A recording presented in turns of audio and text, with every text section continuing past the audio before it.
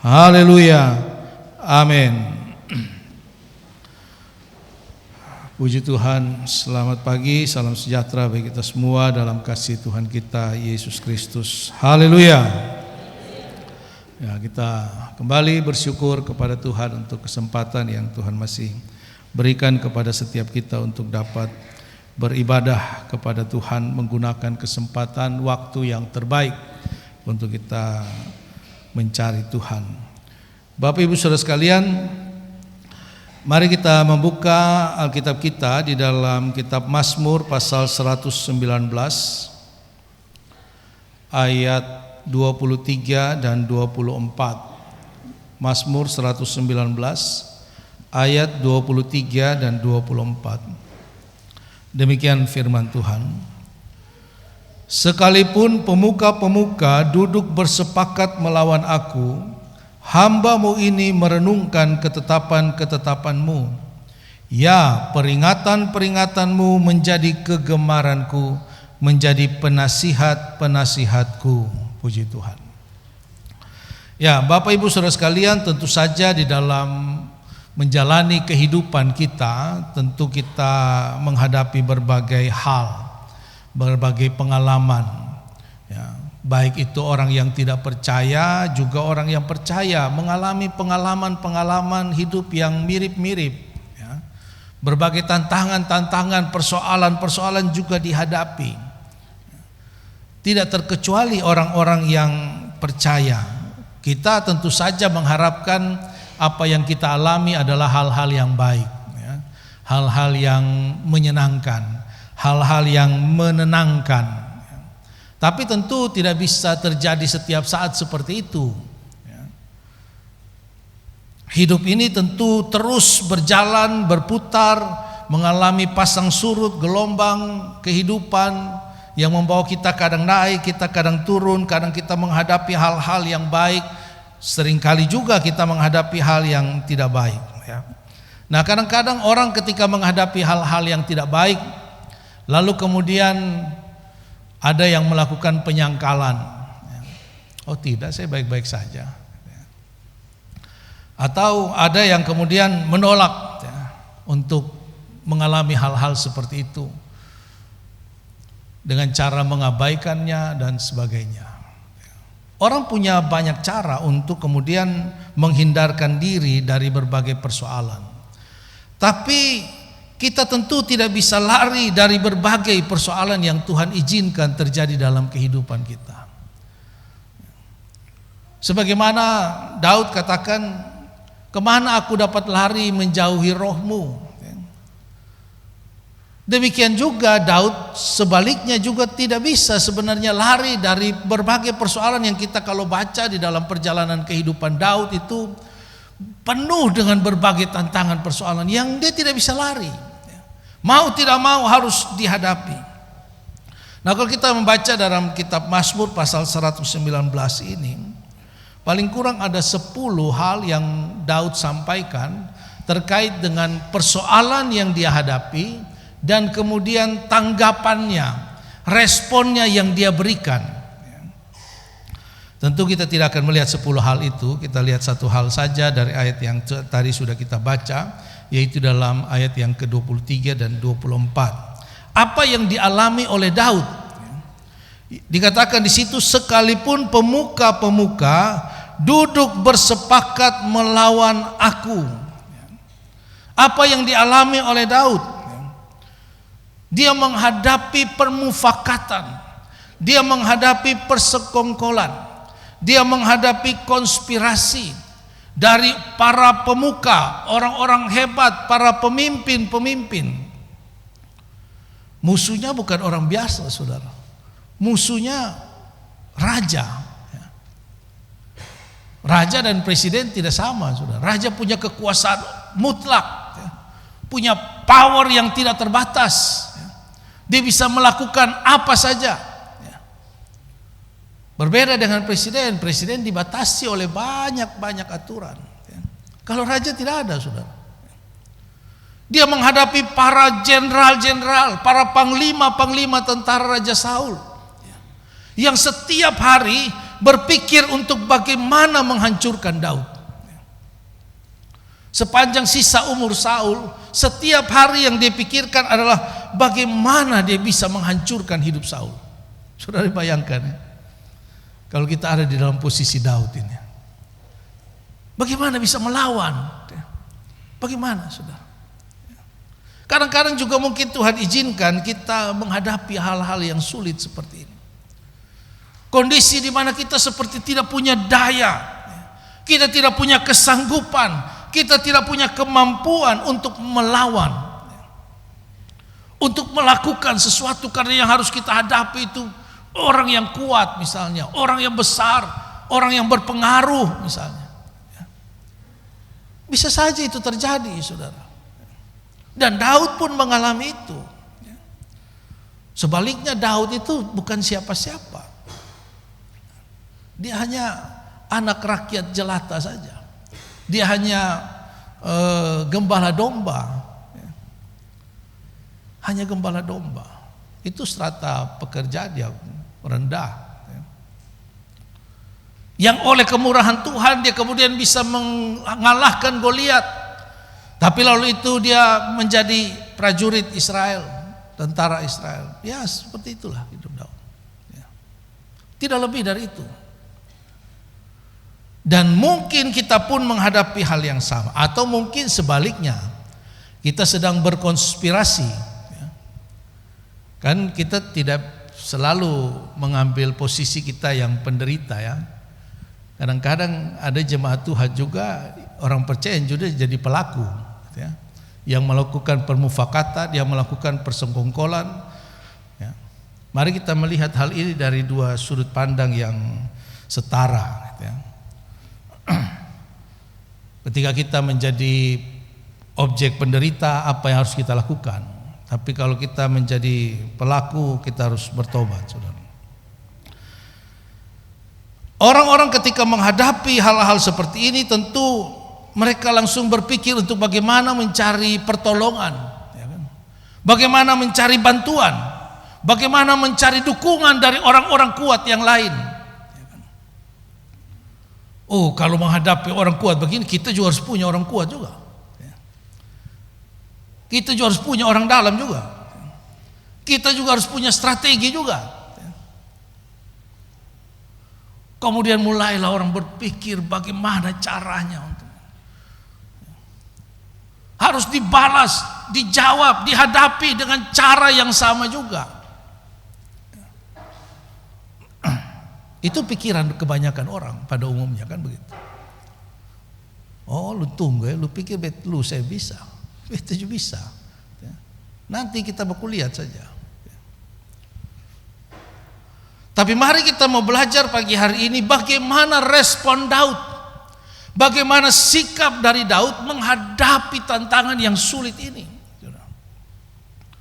Menghadapi kesulitan yang luar biasa ini. Sekali lagi saudara, kalau kita membawa alam berpikir kita kepada masa Daud itu ya, sungguh tidak mudah yang dialami oleh Daud itu. Sungguh tidak mudah. Penindasan demi penindasan dialami oleh Daud. Intimidasi demi intimidasi dialami oleh Daud. Terus menerus. Dan proses itu seperti dibiarkan saja oleh Tuhan. Seperti Tuhan membiarkan saja dia alami hal-hal seperti itu. Nah, kita mau belajar tentang bagaimana respon Daud, karena inilah yang penting, saudara. Artinya kita bisa mengambil kesimpulan sementara bahwa yang penting bukan apa yang kita alami, tapi yang penting adalah bagaimana sikap kita menghadapi itu. Tidak penting kita mau mengalami persoalan sebesar apapun atau sebaliknya sekecil apapun, tapi bagaimana respon kita, bagaimana sikap kita menghadapi itu. Dan kita lihat di bagian yang kedua dari ayat 23, dikatakan hamba-Mu ini merenungkan ketetapan-ketetapan-Mu. Ini hal yang kontradiktif, saudara, yang tidak sesuai dengan yang seharusnya, yang biasanya dilakukan orang. Orang lagi menghadapi persoalan tantangan, lagi menghadapi persekongkolan, niat jahat orang. Tapi yang dilakukan oleh Daud, dia bilang, aku merenungkan ketetapan-ketetapan. Sepertinya tidak ada hubungan, saudara, ya kan? Sepertinya tidak ada kaitan. Lu bikin apa kek? Kok malah duduk merenung firman Tuhan? Usaha apa kek? Tapi itulah yang dilakukan Daud. Tentu ada alasannya. Tentu ada alasan yang sangat kuat bagi Daud. Kenapa langkah yang dia pilih, jalan yang diambil adalah merenungkan firman Tuhan.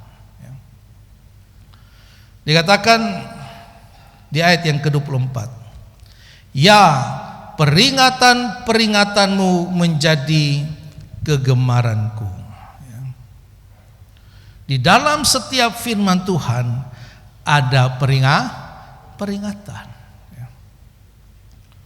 Itu yang perlu dipahami.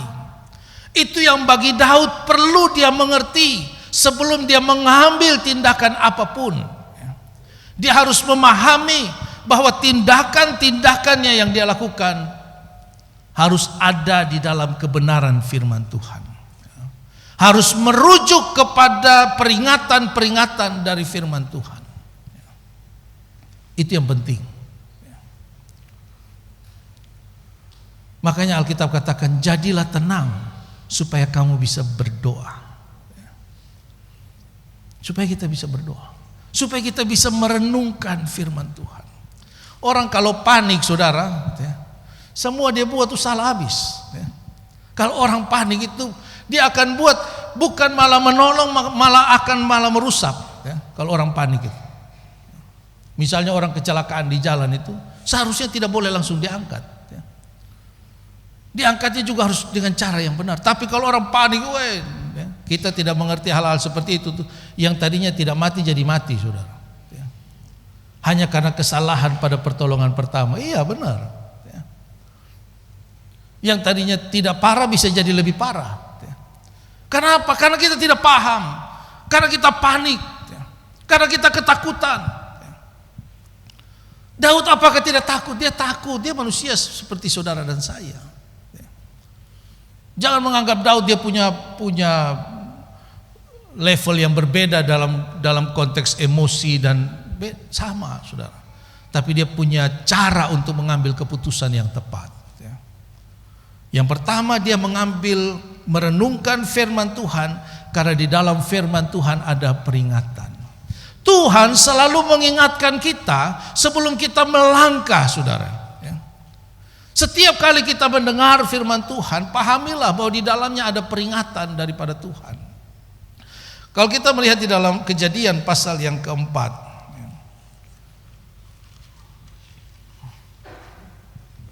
sebelum Kain jatuh di dalam dosa, Tuhan sudah ingatkan.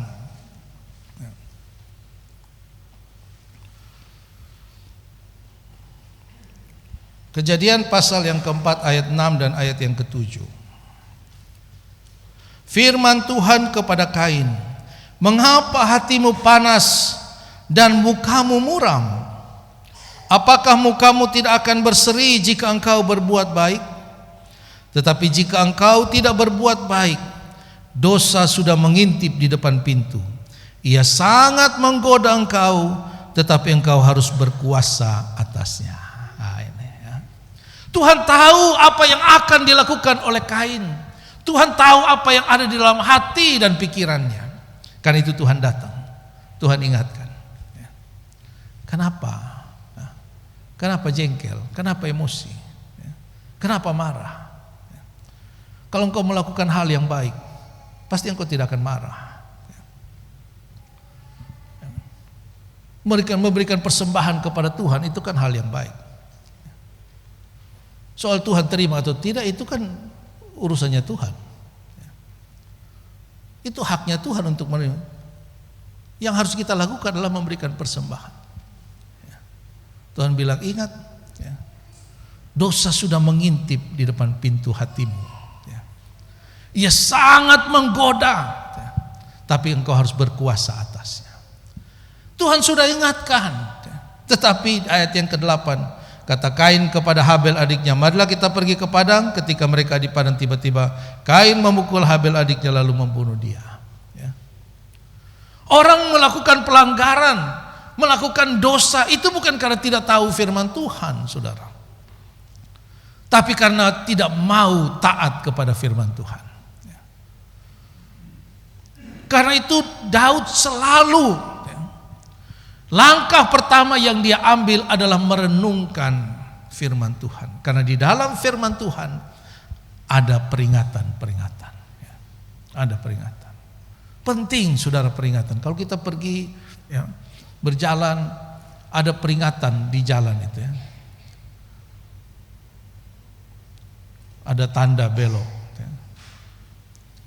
Ada tanda penyeberangan. Itu semua peringatan. Supaya kita bisa mengantisipasi apa yang akan terjadi, apa yang harus kita lakukan, saudara. Ini penting untuk kita sungguh-sungguh paham, menyadari bahwa firman Tuhan mengingatkan kita, agar sepahit apapun, sesulit apapun tindakan kita, jangan sampai melanggar kebenaran firman Tuhan. Karena kadang-kadang tindakan kita yang maksudnya mau menjadi baik bisa berbalik jadi tidak baik, saudara. Bileam di dalam Bilangan pasal 20, Tuhan ingatkan berkali-kali. Tuhan berfirman, jangan engkau terima utusan yang akan membawa engkau untuk mengutuk bangsa Israel. Tuhan ingatkan melalui malaikat Tuhan, sampai Tuhan ingatkan melalui keledainya. Tapi Bileam terus. Tuhan begitu peduli dengan hidup saudara dan saya, saudara.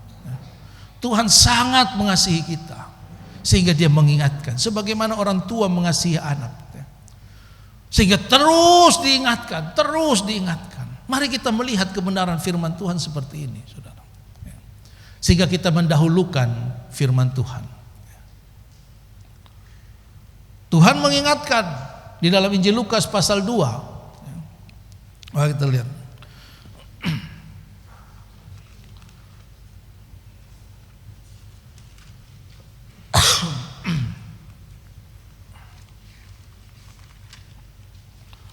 Tuhan mengingatkan kepada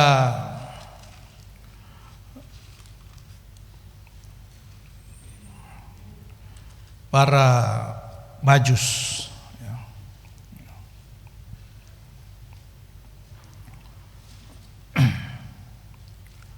Dalam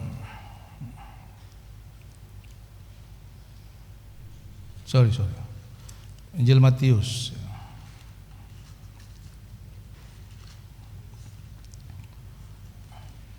Injil Matius pasal 2 ayat 12.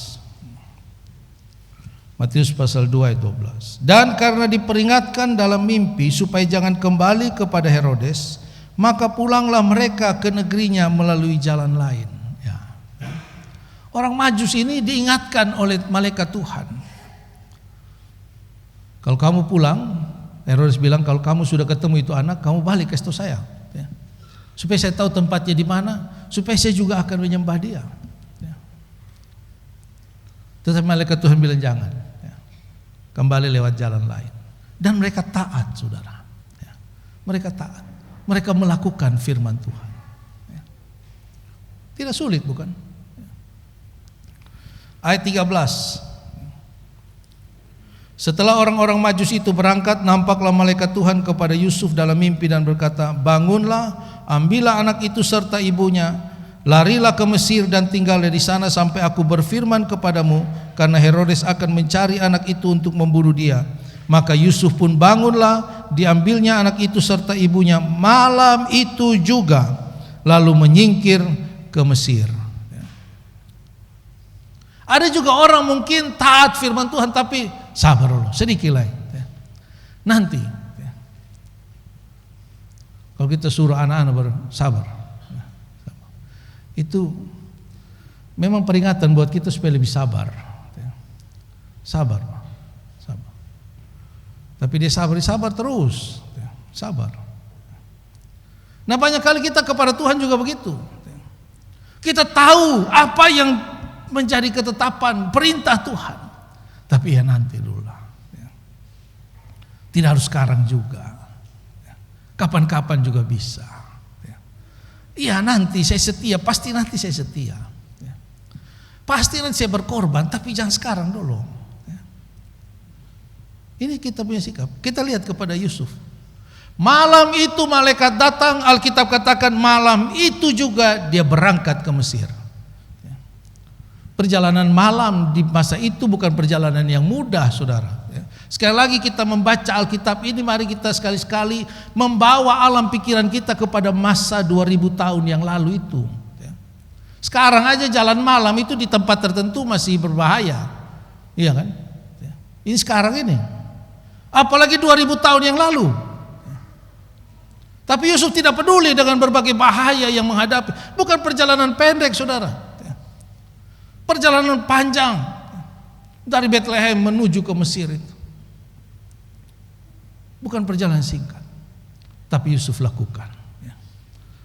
Mari kalau kita mau berhasil di dalam Tuhan, kita mau memiliki pengalaman-pengalaman iman seperti yang dialami oleh Daud, kita belajar merenungkan firman Tuhan. Karena di dalamnya ada peringatan-peringatan. Yang kedua, kembali ke Mazmur pasal 119 ayat yang ke-24.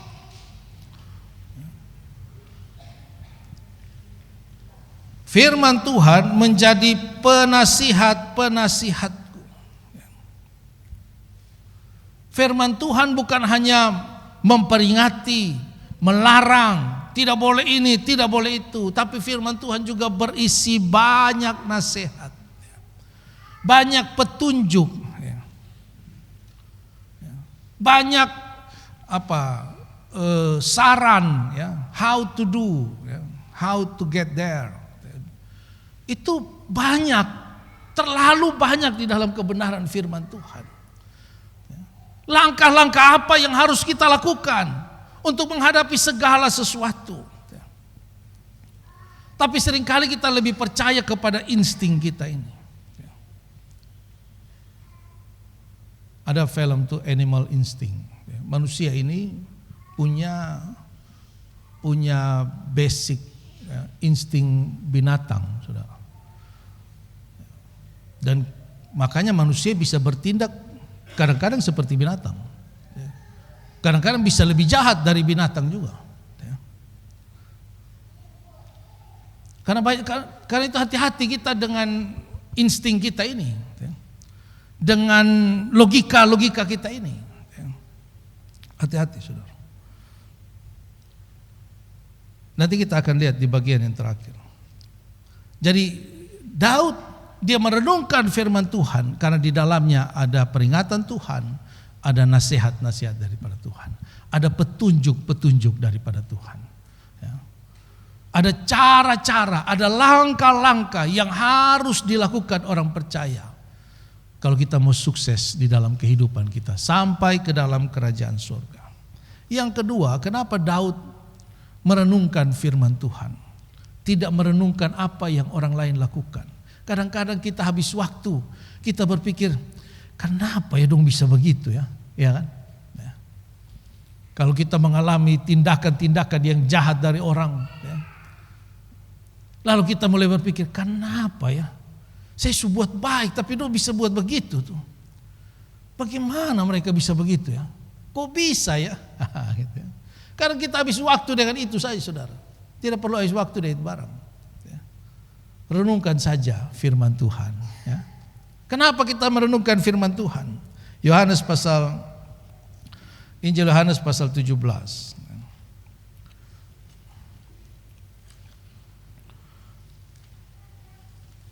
Ayat yang ke-17. Kuduskanlah mereka dalam kebenaran, firman-Mu adalah kebenaran. Amin. Kuduskanlah mereka di dalam kebenaran. Firman Tuhan itulah kebenaran. Firman Tuhan adalah kebenaran yang sanggup untuk menguduskan hidup kita. Itulah kekuatan firman Tuhan, saudara. Tidak ada kebenaran lain di dalam dunia ini yang dapat menguduskan hidup saudara dan saya. Tidak ada. Karena kebenaran apapun di dalam dunia ini sifatnya sementara. Dia akan dipatahkan oleh kebenaran yang baru. Selalu nanti muncul kebenaran yang baru. Muncul lagi kebenaran yang baru lagi.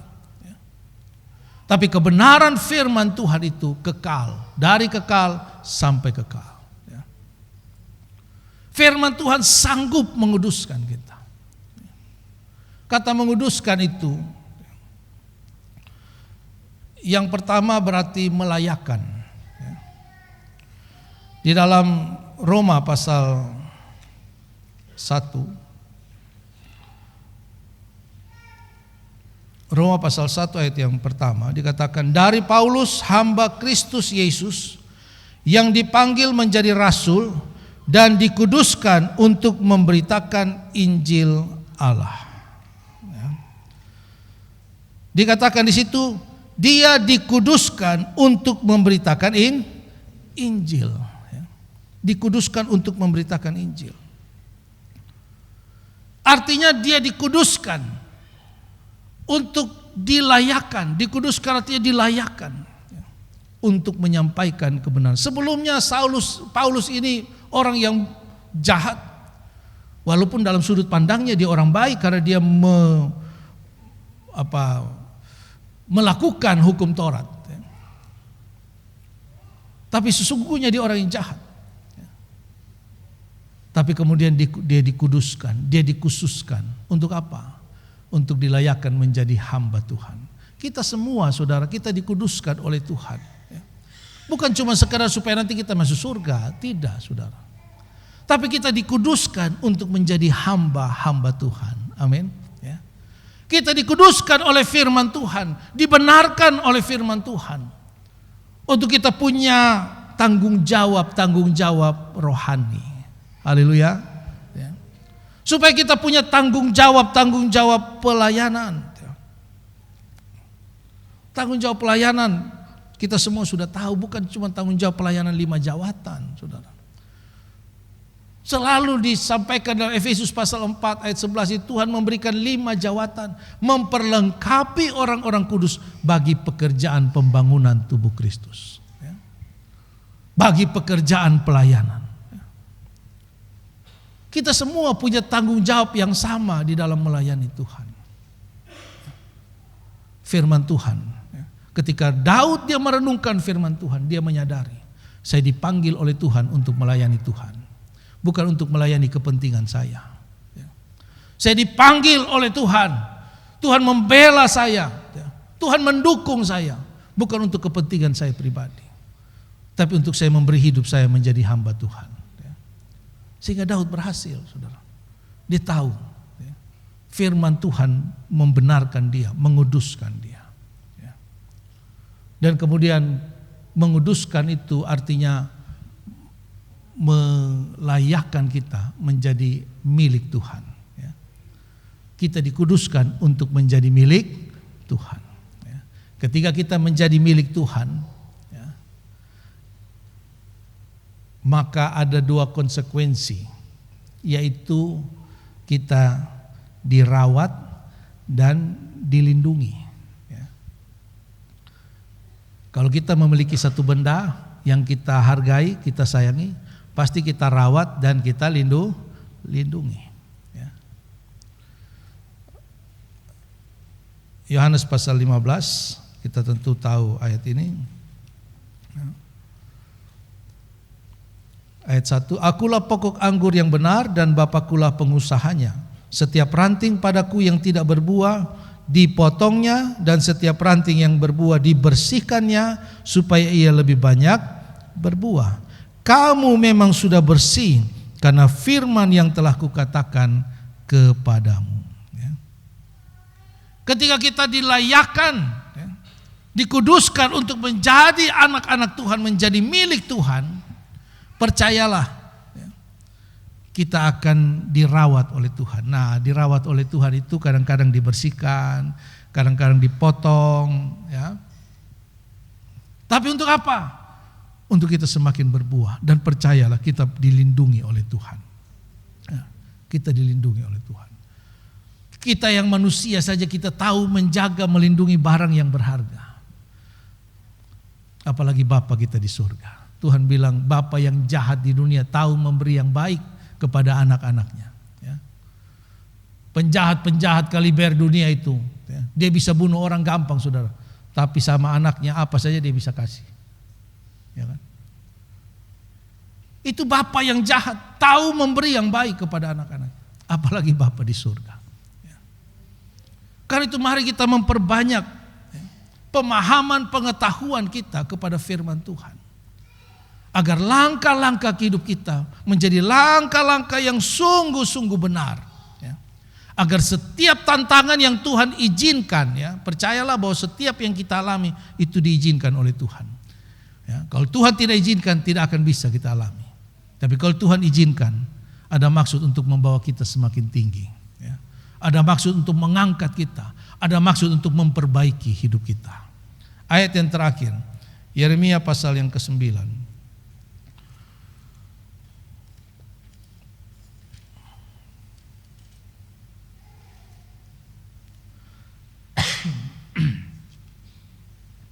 Ayat 23 dan ayat 24. Beginilah firman Tuhan, janganlah orang bijaksana bermegah karena kebijaksanaannya. Janganlah orang kuat bermegah karena kekuatannya. Janganlah orang kaya bermegah karena kekayaannya. Tapi siapa yang mau bermegah, baiklah bermegah karena yang berikut, bahwa ia memahami dan mengenal aku, bahwa akulah Tuhan yang menunjukkan kasih setia, keadilan dan kebenaran di bumi. Sungguh semuanya itu kusukai. Demikianlah firman Tuhan. Amin. Ya. Kalau kita mau bermegah, kalau mau berbangga, Alkitab ingatkan, jangan bangga karena kekuatan, jangan bangga karena kebijaksanaan, ya. Jangan bangga karena kepintaran, ya. Karena sepintar apapun orang, di saat yang sama orang bisa bilang dia bodoh, ya. Dia mau pintar bagaimanapun, di saat yang sama orang bisa bilang dia bodoh. Kamu hebat matematika, ya. Suruh berenang, ternyata tidak bisa. Ternyata lu bodoh juga berenang, ya. Ternyata ada yang dia tidak tahu, ya. Mau pintar sampai di mana, ya. Ada hal yang kita tidak tahu, saudara, ya. Karena itu Alkitab bilang jangan bermegah karena kebijaksanaanmu, jangan bermegah karena pengetahuanmu, ya. Orang yang belajar itu semakin belajar semakin memahami, saya ternyata semakin bodoh karena semakin banyak hal yang saya tidak tahu. Jangan bermegah karena kekuatanmu,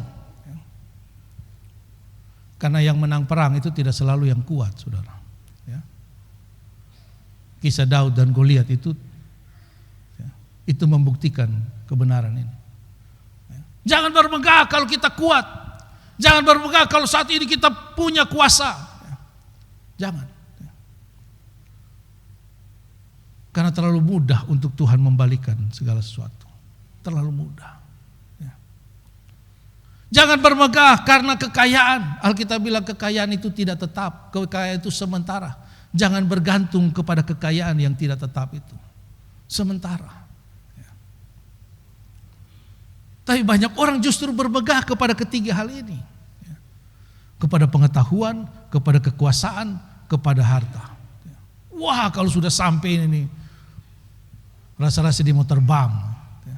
Tuhan bilang, kalau kamu mau bermegah, ya, kalau kamu mau berbangga, ya, berbanggalah karena kamu mengenal Tuhan. Amin. Ya. Berbanggalah karena kita mengerti kebenaran firman Tuhan yang menunjukkan kasih setia, keadilan dan kebenaran. Dari mana kita tahu itu? Lewat firman Tuhan. Amin. Ya. Karena itu apapun yang sedang kita hadapi, apapun yang kita alami, mari kita belajar untuk merenungkan firman Tuhan. Tuhan akan menunjukkan jalannya. Tuhan akan memberi hikmat kepada kita. Tuhan akan memberitahukan langkah-langkah apa yang harus kita lakukan. Tuhan katakan kepada para rasul, kalau kamu ditangkap, kalau kamu diadili, tidak usah pikir apa yang akan kamu katakan. Roh Kudus akan menaruh itu dalam mulutmu. Ya. Asal kita hidup benar, asal kita hidup lurus. Ya. Layani Tuhan saja, saudara. Yohanes katakan, Injil Yohanes bilang, barang siapa melayani aku, ia dihormati oleh Bapakku. Ya. Yohanes 12. Barang siapa melayani aku, ia dihormati oleh Bapakku. Ya. Kalau kita dihormati oleh Tuhan, kita dijaga, dilindungi. Orang boleh membuat rancangan sebagaimanapun ya, untuk menghancurkan kita. Tapi yang kita lakukan, renungkan firman Tuhan. Lakukan firman Tuhan, taat kepada setiap perintah nasihat firman Tuhan. Tuhan membela kehidupan kita. Puji Tuhan, demikianlah firman Tuhan. Ku kagum akan Engkau, Kau Raja yang mulia, terindah, termegah, pujian ku berikan. Kau buat ku terpana, karyamu tak ternilai. Kau Tuhan Sang Pencipta, layak dialah.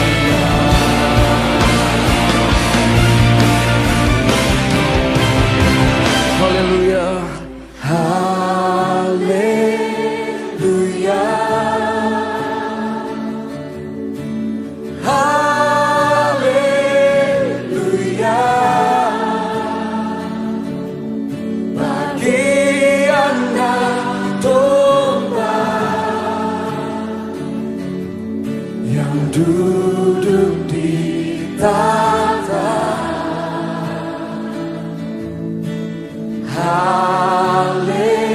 Haleluya. Oh, haleluya. Bagi anak domba,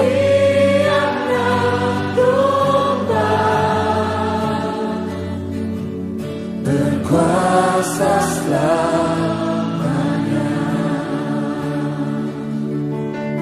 Bagi anak domba, berkuasa selamanya.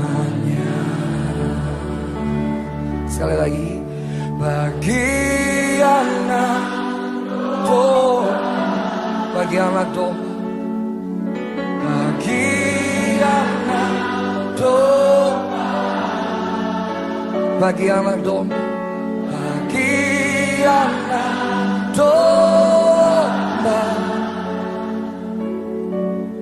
berkuasa selamanya. Tepuk tangan yang meriah buat Tuhan. Tepuk tangan yang